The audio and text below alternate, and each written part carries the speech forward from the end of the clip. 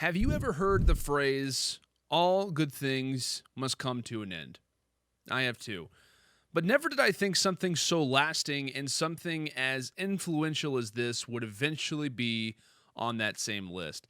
On September 15th, 2019, Hex has officially announced his departure from the OpTic Gaming brand. Now, this hits home for a lot of different people, including myself, because many people grew up in some ways and in some facet of being a fan of OpTic, knowing the name of OpTic in some way, or at least kind of maybe being someone involved with it throughout maybe very influential years. The reason why you have to treat this situation differently than other brands is because of the history, right? It's because of the well-deserved respect and dedication the brand has given to a multitude of esports, an affected multitude of esports, but especially Call of Duty. If it weren't for a few contributing parties, OpTic being one of those, Call of Duty would cease to exist the way that it is right now. The way that it does function right now would not be possible if it wasn't for people or even organizations, pieces in play like OpTic, right? We talk about, I mean, there are certain titles that the name OpTic has carried us over. Many people would argue in different ways that even Call of Duty over the last few years has been carried over by the name of OpTic solely, but just in general, right? It's the truth. The Jetpack era, aka the OpTic era, was interesting because of the storylines, and the greatest storyline in Call of Duty esports history, one that I believe is probably one of the best in esports history, the OpTic Dynasty's ability to capture a world championship. Now, you couldn't, honestly, in my opinion, you could not write a better story than that. You really can't. No storyline, I think, with even the next 20 years of Call of Duty history would weigh out the same way that that does, with the prestige, with all kinds of different facets that were involved in terms of the team, the makeup of the roster, right? The leave of Nadeshot to drop off of this team. They go right for Karma at the time, and they generate just an amazing sequence that led to a loss, that then eventually succumbed to a victory. But why? Right? But why? Why is that storyline? Why is this brand so coveted? Why is it so precious? Right? For those who maybe are new to Call of Duty Esports, maybe those who weren't around kind of for that time, if it's been recent, if it's been maybe a very long time, why is it so coveted? Why is it so special and sincere to the Call of Duty space? And for me, I would say this: it's because they mastered and created the identity for Call of Duty Esports, which is personality, which is content. I often, when making, like I said, I'll say this: I often, when it comes down to esports, especially Call of Duty Esports, make the comparison to the NBA a lot. The reason why that is because of the personalities of both communities, right? They both work very similar. They're both very common in terms of the way that they interact. The reason why Call of Duty is so much fun to watch is because of the players, right? There's no surprising with that. We have a new title every single year. When it comes to the instant success rate that you get, that you generate, it's often rapid, which works the same way in NBA. And the reason why the NBA, though, is so much fun to watch, as I relate to Call of Duty, is because of the players. The way that this was put into Call of Duty's DNA was through the early work that Hex and the talent and the multitudes of players and personalities that have been with OpTic Gaming have done over the last decade. Clearly, it wasn't just them, but they struck a nerve. They did. They struck a nerve and really dove into the heart of the fans for, like I said, the last decade now.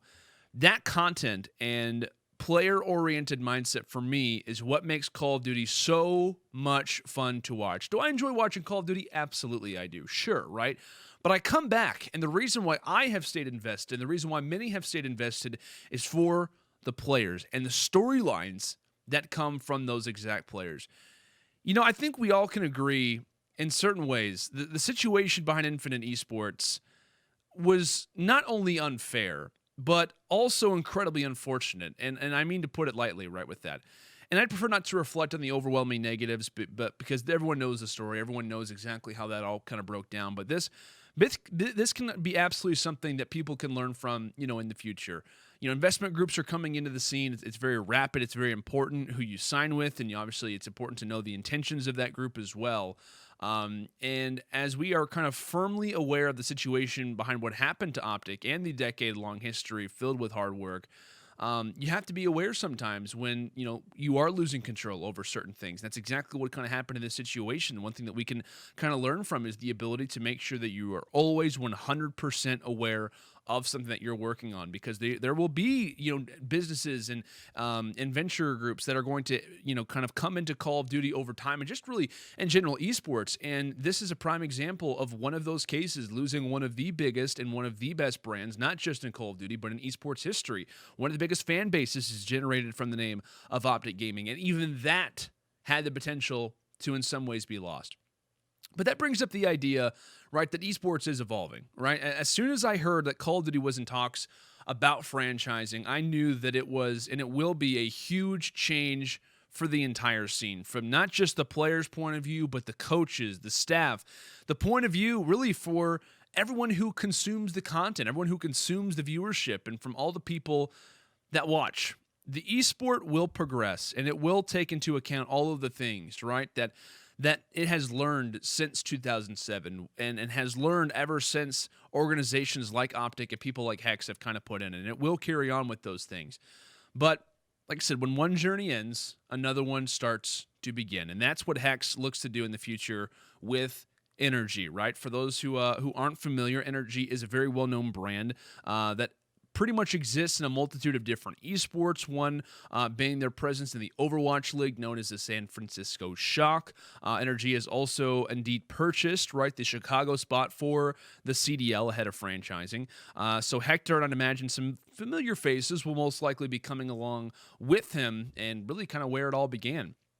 So obviously, as someone who's from the Chicago area, I gotta say I'm somewhat excited about this, and I'm not really surprised whatsoever that the most well-established Twitter right now happens to be and residing under Chicago, based off the announcements and kind of based off of what has all occurred. But like I said, it is interesting, and it is very unfortunate to see the circumstances that have occurred. But it's going to be very, very interesting, and going to provide another incredible storyline that we can't even begin to fathom, right? What's going to occur? What's going to happen with the future of the OpTic name? Is that going to carry forward with LA? Is, what exactly is going to be now the primary target for Hex and whoever wants to join alongside? How are the players going to work? We talked about the old OpTic Gears of War team, who later turned into Talks and now obviously are with NRG.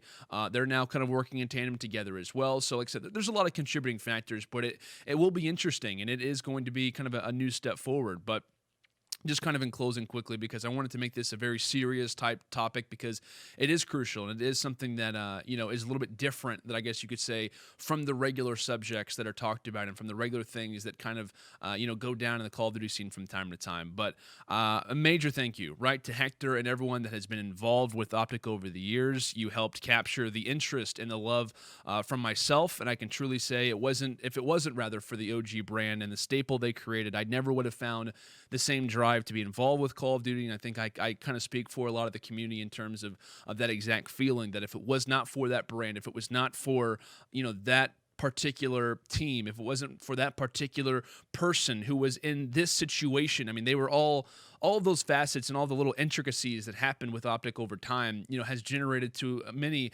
as something that's just, a terrible fan base, or it's this, or it's that. And obviously no fan base, no particular organization is going to be perfect. But, when it comes down to the OpTic name in Call of Duty, it will live on as by far the best, the biggest brand in Call of Duty esports history.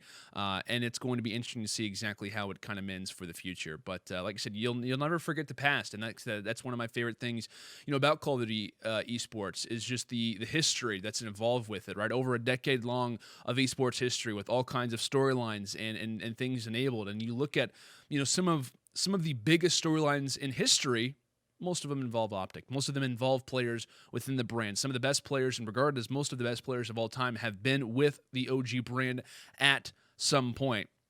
And I think that, it is interesting whenever the championship was occurred, or rather when it happened, whenever they managed to capture the world championship, it just felt different, right? When that team won the championship, whenever I was personally in that stage, in that particular arena, the vibe just felt different in terms of the way that the Call of Duty atmosphere felt. And it was almost as if everything was right with the world. Like, usually after a championship occurs, teams and the way that the scene interacts to certain things, and just this one in particular, it was just as if everyone was happy about it. And that's the thing. And like I said, it's something about the way that the OpTic name has established itself in Call of Duty history, and forever will be, right? It's royalty when it comes down to that. It is, no pun intended, obviously, but infinite when it comes down to the entire scene. So, like I said, the Call of Duty story in some ways rolls on, and the new chapter of franchising will only begin to brew.